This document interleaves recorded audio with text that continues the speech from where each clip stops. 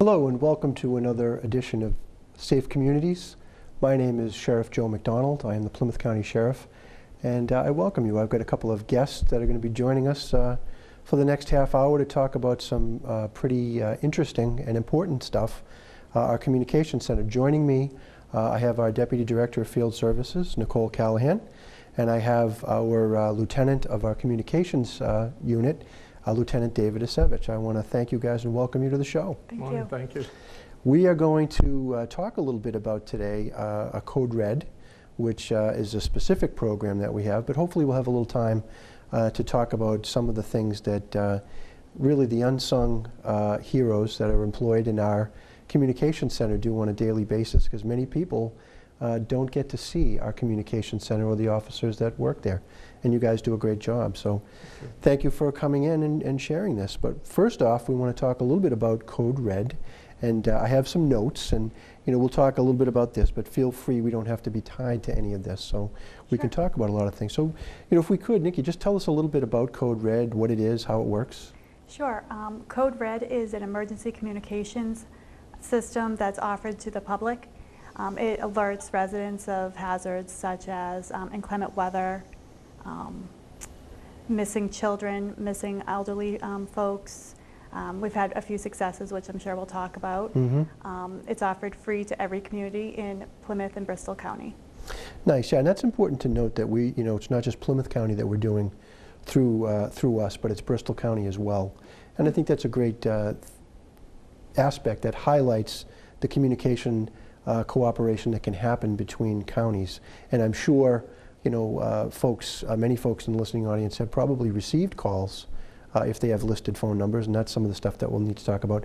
But the system, how would you describe it, to a layperson? Sure, it's a rapid dialing system. So basically a public safety official in a town would request a Code Red call, whether it be a fire chief, a police chief, or emergency management director, depending on what's going on in that town at that particular point, and request through our agency to call a localized place in that town, whether it be a 1-mile radius from a point last seen of a missing child, or information about cooling centers when it's very hot out, or sheltering in the winter storms, in the winter months.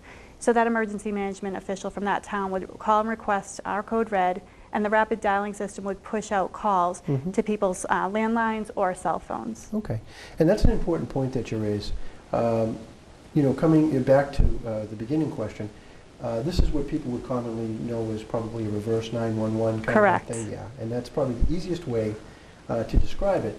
But it's important to note also in your answer that you talked about it's geographically specific, and there's a reason for that, because those calls, you don't want to be calling people in Greenfield to talk about an emergency in Plymouth. So that's why we want to make sure. But as you correctly point out, it is tied into landlines. So if you have a listed telephone number, you're part of that system. Is that right? That's correct. And also we prescribe to Verizon 911 data, so we're actually able to access the unlisted phone numbers as well.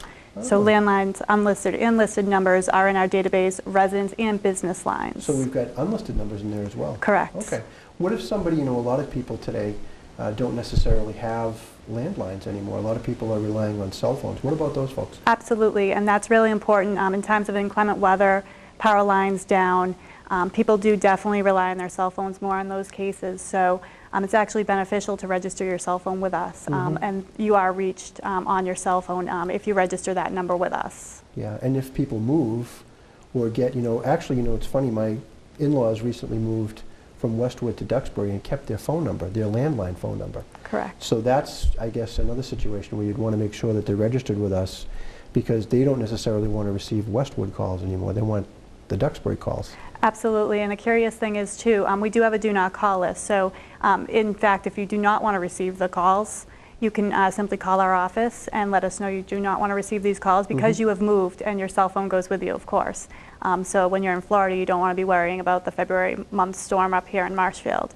So that's an important piece of information as well. Although I would imagine that a lot of folks who are enjoying themselves down in Florida would love to get the calls, They knowing may. how we're suffering up here, right? They may. Plus, the property is protected, so if they do have a summer home in Scituate, Marshfield, or Plymouth, it is really valuable to those folks to know all right, there's flooding in Duxbury or Plymouth or something, things of that nature. So they know what's going on for their property up here.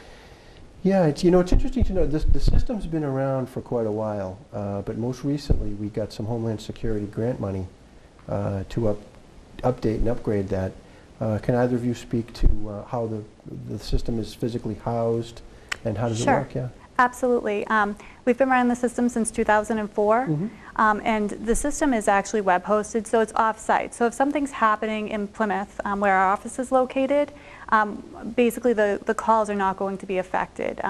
Power grids, there are actually 3 calling banks around the United States for our system, so it's pretty redundant in the fact that if something's going on in Florida and they can't use that phone bank, they're going to use the one out of Las Vegas and Nevada. So basically people can be ensured they're going to get the calls, especially if there's down power lines locally. That's why it's important to use your cell phone. Yeah, and those redundancies are, like you say, depending on what's happening on the grid. If there's an emergency here such that we have to make a call about it, there's a good possibility, maybe even a probability, that it's going to be affecting our location as well. So that's good to know that you've got those redundancies built in and the ability to make those calls. I think it's a great thing. Some of our local towns have these systems, and which towns are those? That's correct. Whitman, Kingston, and Duxbury have their own systems, but residents of those towns can actually register their phone numbers as well with our system as a backup, just in case locally to those towns emergency providers. If their system's down, we can always back up those calls for those municipalities. And as you stated at the outset, we don't initiate those calls. It's the officials from those towns. That's correct. Okay. And under what circumstances would they do that? Basically, missing children, elderly folks, traffic diversions. Recently, there was a tanker truck that had flipped over and exploded on the highway. So typically anything of that nature, barricaded subjects, which are able to hone down to that telephone number and exclude that telephone number to that home if there's an incident in that home, because we don't want to be calling into the home, agitating the situation as much. Well, the capability is really quite impressive from a technological standpoint. It's a wonderful system. Any charge for this? No, it's free of charge to all residents and all towns. It's been very successful and supported by you, Sheriff. So we've been able to expand into Bristol County, and that happened in 2007 because of the proven success that you had in Plymouth County. There's absolutely no charge. Yeah, and that's good. It's Homeland Security money, I know, that initially put the system in there, but we keep it up and running, and we thank the guys down in the comm center, David and the crew. Do you have any statistics you can share with the viewers? How often is the system used? Absolutely. It's actually used on average 1 to 2 times per week. We had 72 incidents in 2014. Wow. And we made over a 500,000 calls during that time period. Wow. So it's pretty exciting. We're reaching a lot of people. There are some people that are very thankful. There are definitely success stories. I can share those with you.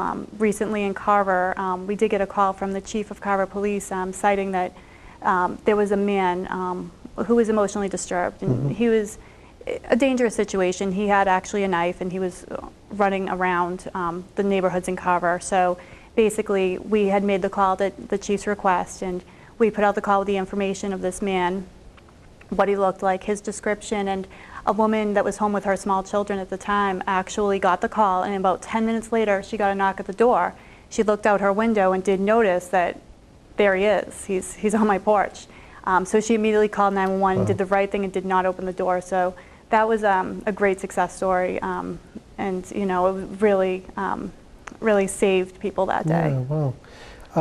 From a technical standpoint, when we get the request, is it the town that writes the script for you to do? Absolutely. Yeah. We rely on the town to exactly tell us what they want us to say on the script and get that information as accurate as possible. Nice. And then who records it? One of the operators. There's 5 operators, so someone's always available to make these calls and initiate them. So out of the 5 operators, we take that script, and if we see anything glaring, we call them back, verify the information, and then put out the call, usually within 15 minutes. Okay. And David, how does that affect you guys? How do you guys react in the comm center when you get the word that we're going to put one of these calls out? Sheriff, when we get a code red call, it usually comes in by landline. There'll be an outside agency, which the deputy director stated, and it'll come mostly from, like, say, a police chief, fire chief. We'll take the call in the comm center. We'll take all the pertinent information, you know, what area of the town, you know, that they want the code red to go out to, if it's all town, certain sections of the town. What we'll do is we'll get his name, callback number, where to fax it to, get all the information. What we do, what we take it from there is we have what's called our paging system, our infrared system, and what we do is we page the code red group, which consists of about 5 individuals. And what happens is one of those individuals call into the comm center and they'll say they'll take that call. As soon as we get the fax, we can send it to them either by fax or by email directly right to their house, and they can send out the code red right from there. But important things that we take is like the calling party, obviously the town, callback number, so it's so time sensitive that so nothing will fall through the cracks. Yeah. You know, as far as what we do in the comm center. Yeah, and it's important to note that you guys are a 24/7 operation in there. Oh, absolutely. And emergencies can happen and frequently do happen after business hours, and many times long after business hours. 24/7. Yeah, so we thank you guys for being at the ready for that. But we did take the liberty of getting some of the statistics, and I was talking to somebody recently about it, and I was thinking back to that situation that we had down in the town of Somerset in 2013. Yeah. That was, you know, not only were we able to use it to alert people to an emergency, but they actually solved a homicide by using this down there. Can you tell that story? Absolutely. That was a very interesting case for us because it had never happened before, this type of request from a chief. Basically, they didn't have many leads at the time in Somerset where it was a fatal hit and run of a disabled man in a wheelchair. I believe that So a car had run over somebody in a wheelchair, yeah? Correct, and killed him, unfortunately. Wow. And so they didn't really have too many leads on the fact except basically the color and the model of the car and some of where the damage would have been from the collision. So a few days after the actual incident, Somerset police chiefs called us and asked us to put out a code red with some information. And what actually ended up happening is one of the residents in Somerset that had gotten the call basically said, "It's my husband's car," and called Somerset police and basically said, "It's my husband that drives that type of car." Yeah, I remember the case, and it was probably about a week after the tragic incident took place, and they were really coming up with limited information to solve the case. And I remember talking to the police chief down there and how excited he was that they were actually able to break the case with that. So when the individual who called in was actually the wife of the That's defendant, correct. yeah, and she indicated that the vehicle had damage matched the vehicle type and color and had damage consistent with that. So even though she hadn't witnessed it, she was able to let the police know, and they furthered that investigation and actually were able to charge that individual with that homicide. It solved the case. So that's really sort of a case I couldn't even have imagined, a situation that I couldn't have imagined. But there are a lot of other things that good things that have come from this. Can you share any of those with us? Absolutely. Just last year in Hingham, Hingham frequently uses the code red system, but basically they had an elderly gentleman go missing. I believe he was suffering from dementia. So we were able to ascertain his location and his direction of travel, basically because the call had gone out to residents in Hingham. It was point last seen, and what had happened, people were calling up and saying, "I think I saw him about 10 minutes ago on this street or that street." So the police were able to kind of follow the trail of these calls going out, and they were actually able to locate this gentleman and return him to his family safely. Yeah, and depending on how the weather is outside, time can certainly be of the essence on a lot of these. And this is it's a wonderful tool, and something that I think as we grow that capability, there are going to be things that we can do with this that we hadn't thought of, like solving a homicide. I could never have imagined that. It was amazing, yeah. Yeah, it really was. Are there any other specific things that you wanted to talk about that? Because I do want to talk to Lieutenant Acevich about some of our comm stuff. But yeah, absolutely. I'd like to tell everybody that they can visit our website at www.pcsdma.org. and they can actually self-register on our enrollment community page. Nice. Or they can call our main number, the Communications Center, at 508-830-6200 and ask to be registered for Code Red. And as well, they can, on an iOS device or a Droid device, they can download the Code Red mobile app. So any municipality through the United States, if they use Code Red, if they're in, say, Tennessee, and Tennessee Public Safety uses this and there's a tornado warning, they'll get that right to their cell phone on the mobile app, as well as... Based upon where they are at that moment? Correct. It's actually a geographic mobile app, and that is working in Plymouth and Bristol counties at this point, too. Geez, if you travel a lot, that's it's critical to have it. I didn't know about that. Absolutely. It's a great app. Boy, the capabilities are... It's endless. Are absolutely staggering. Yeah, that's really wonderful. And I think it's great that you mentioned the website.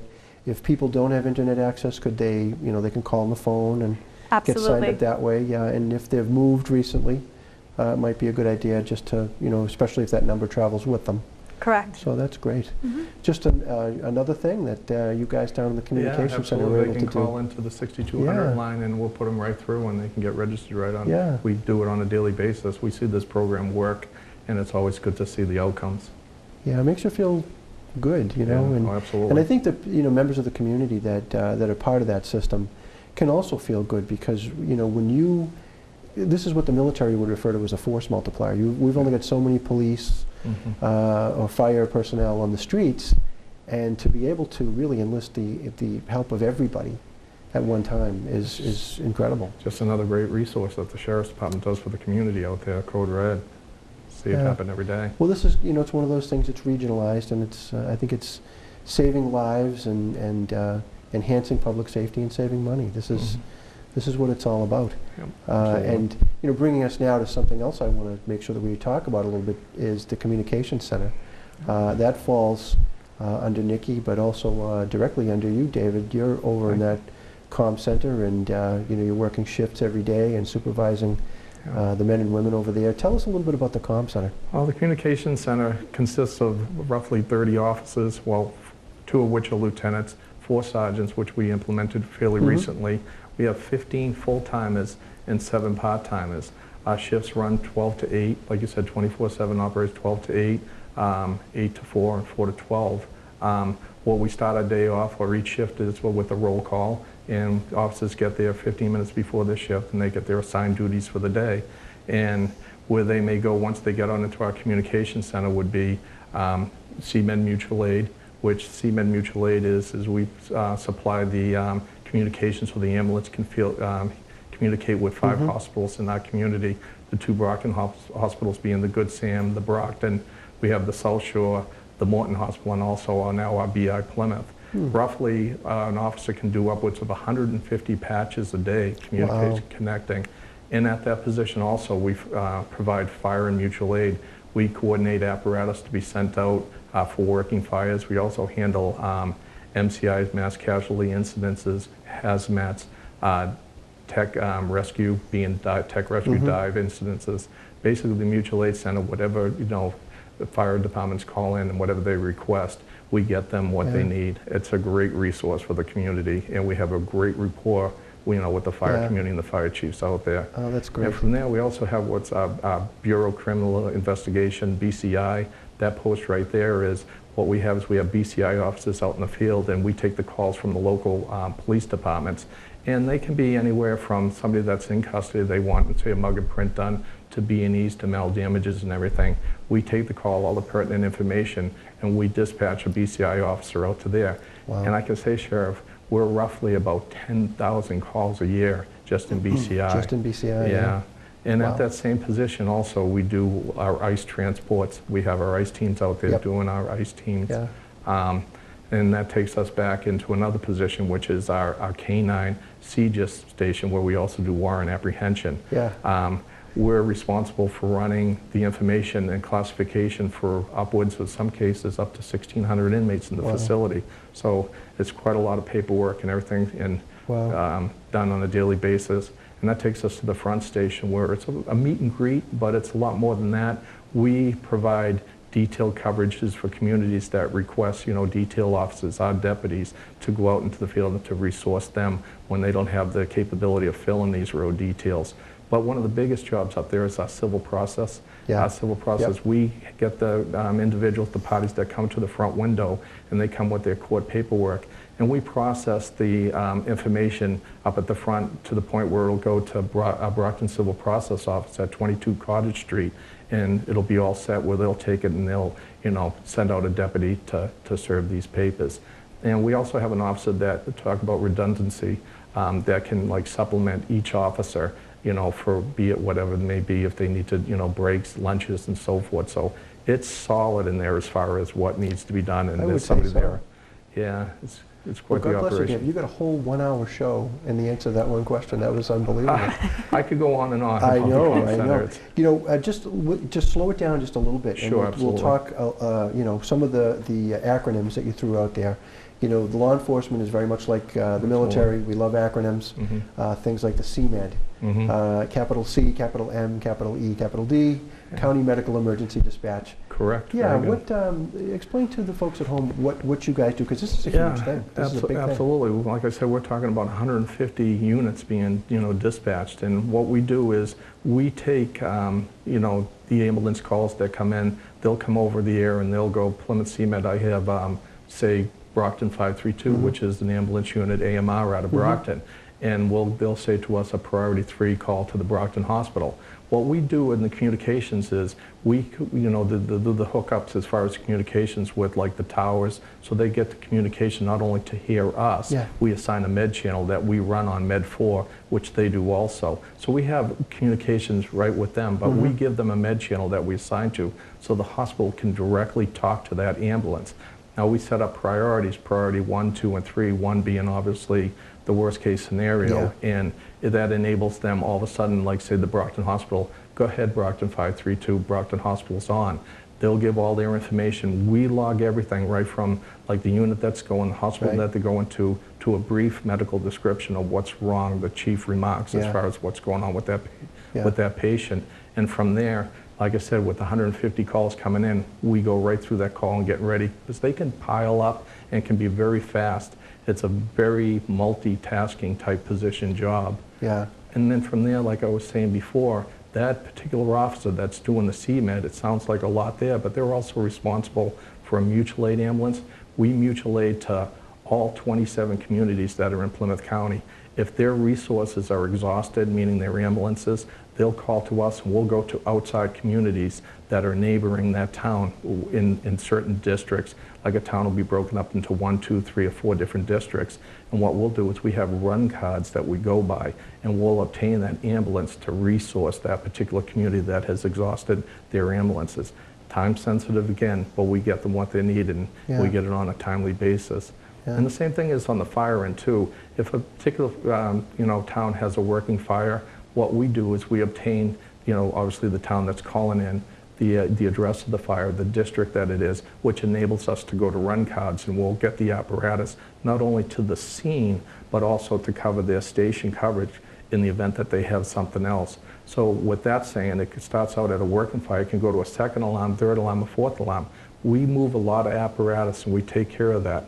We work with the fire departments and the fire chiefs on a monthly basis where we have actual meetings, and we go back and forth. What can we do better, to resource the community? What could we done better on our end, but also on their end also?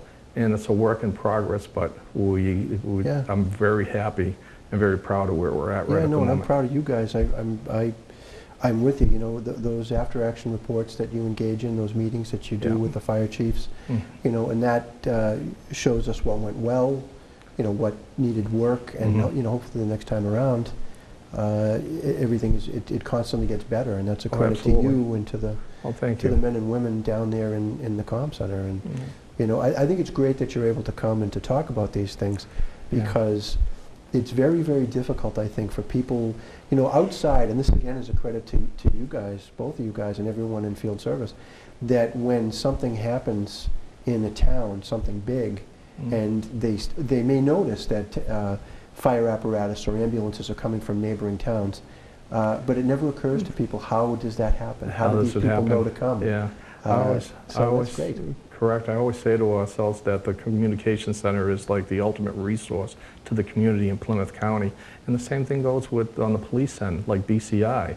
A lot of people probably don't realize this, that up to 10,000 calls a year that goes out for all these particular calls. Yeah. You know, and it's getting the units there. Describe that a little bit in detail. How would that, like a BCI call, come into? Well, a BCI will take it by landline or by radio from a particular department, and what happens, and they'll call in, they'll say that they have like a B&E at a particular address, and we'll take all that information and we'll gather it all. And you know, if it's a B&E, what part of town is the address? Is it a single family home? Just so I know our BCI officers know what they're going into as far as like a officer safety type thing. And once we get all that and everything, we'll go over the radio to our deputy sheriffs that are out there, BCI officers, and we'll dispatch them to that particular scene. A great program that we have instituted now is our IMC program, which I, once again, am very proud where it's at and everything. And what it's doing is like you said, when you see the logs and everything and the reports that are generated from a call that goes out from start to finish, it's all there. Quickly, just back to the fire chiefs, they were very impressed this past meeting that we had with the particular incident that we had at the Independence Mall, where they had the hazmat with the particular odor that was in, and just the amount of apparatus and the time stamp that they know when the units were dispatched, what time they arrived and everything. So the same thing on the police end with the BCI, that IMC program that we implemented pretty close to almost a year ago now is working very well, which generates all the reports and everything so people can use them and go in and do their own reports on quarterly and yearly reports. Nice. And the nice thing about that is rather than having to worry about having a scribe or somebody present to record, you know, at such and such a time, fire apparatus number 1 arrived, ambulance number 2 arrived, you know, they can concentrate on injured people there, getting situation under control, securing the scene, making sure people are safe, people who need treatment, because that's really what they should be concentrating on, knowing that you guys at the communication center are going to keep track of all those things. And that it is being recorded. They don't have to worry about it. It frees them up to do their primary job. So I think that's great. You know, you guys don't get to blow your own horns enough, I guess is the best way I could put it. But it's and I agree, but it's everybody contributing, not only in the communication, but all our units out in the road. As far as even our K9 and the amount of calls that they go on.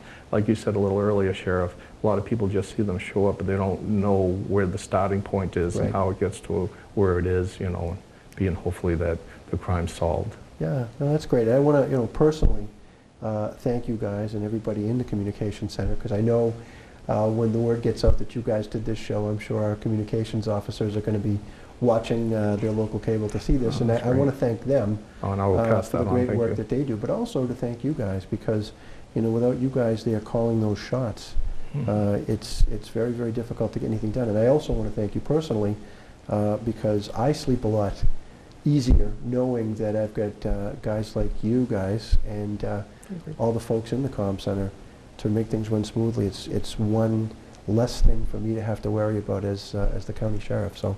Thank you, Sheriff. You know, it's a great money saver. It's, you know, regionalizing services. And it's been there, you know, certainly I can't take credit for putting it there, but you know, certainly we can take credit for keeping it and improving every day. So. No, and it goes along with all the training that the Sheriff's Department offers us, that we can keep up with our skills and everything that needs to be done. Great. Thank you. Well, Lieutenant David Acevich, we thank you, and Deputy Director Nicole Callahan. Keep up the good work, and thank you again. Thank you. Thank you.